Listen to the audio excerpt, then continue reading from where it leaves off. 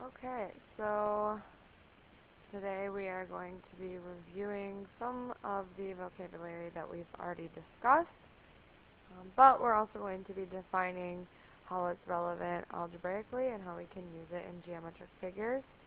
And then tomorrow we're going to be discussing the points of concurrence. Right, we're going to talk about what that means. So basically, the intersection points of these triangle properties. So where does the perpendicular bisector intersect in a triangle when we're talking about all three perpendicular bisectors?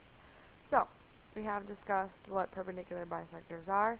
As a quick review, it's a bisector or a line segment that cuts the segment or one of the sides of the triangle in half, so it bisects it, and it crosses the side that's being bisected at a perpendicular. So, for instance, we have through this point, which is super accurate and is perpendicular, or is bisecting. Right? So there is our perpendicular bisector. And this is a little off. Now it's really off. There we go. Right?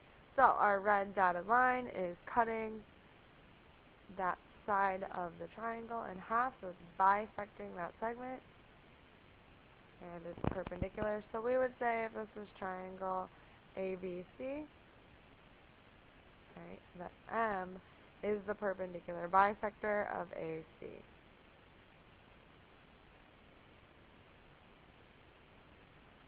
Okay, so what does this mean in terms of shapes? How can we use this?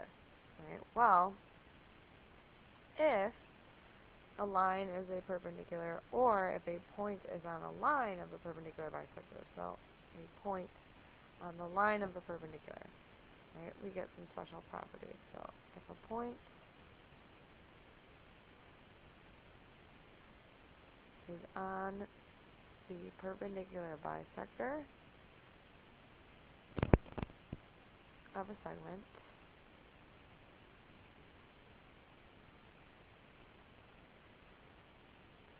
then it is equidistant from the endpoint of that segment.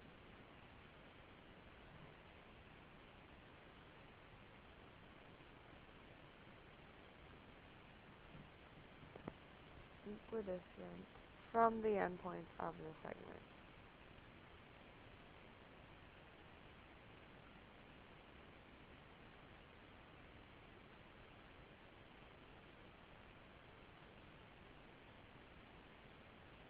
Okay? So we will see how we can use that algebraically tomorrow. The converse of that statement is also true. So if a point is equidistant from two endpoints of a segment, so if we know that this point is equidistant, right, then it lies on the perpendicular bisector. So if we know that that is the same, that we're congruent to that, then it would have to be on the perpendicular bisector. Okay, so we'll see some applications of that tomorrow. And just as a review, we want to make sure that we really have a good understanding of perpendicular bisector. Okay, so then the next, again, is something that we've seen, angle bisector. Okay, but what about points that lie on an angle bisector? So, if a point is on the angle bisector,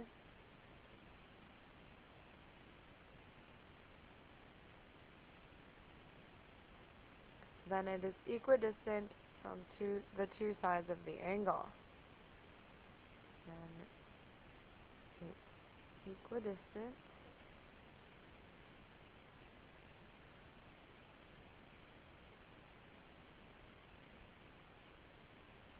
from the two sides of the angle. So again, we're going to draw our angle bisector in. It's going to be as accurate as possible. Okay. So, here I have my angle bisector. I know it is bisecting my angle, or cutting my angle in half. Right? So now, if I take any point on this line, right, I know that it's going to be the same distance from this side of the angle as from this side of the angle. So, here, this is the same distance as this. Okay? So we get these two equidistant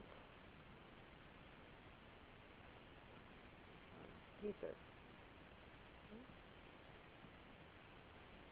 So, we will see more applications of that tomorrow, and again, make sure you really understand what an angle bisector is.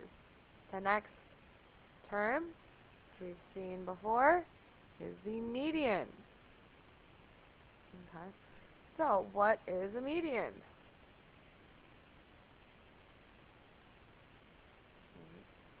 A segment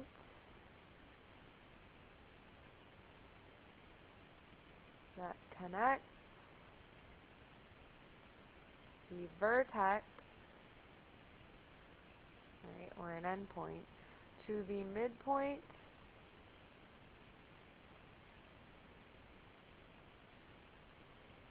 of the opposite side.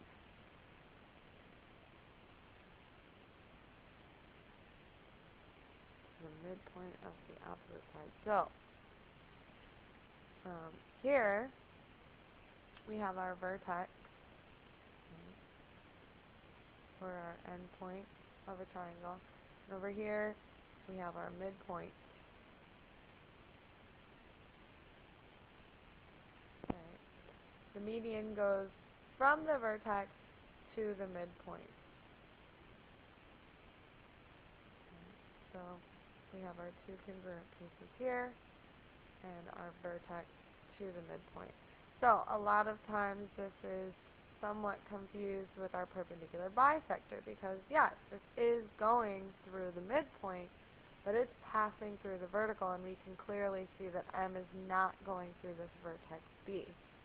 Where in the example for median, this is not creating a perpendicular angle, and it is going through the vertex. Okay, so that is what distinguishes median from perpendicular bisector. And again, tomorrow we're going to see some different cases of what types of medians we can get, what types of perpendicular bisectors we can have, and there are some similarities, but not in every case. Okay, and then the very last term is altitude, right, which is a segment that connects the vertex to the opposite side so that a 90-degree angle is formed. A segment that connects the vertex, or an endpoint, to the opposite side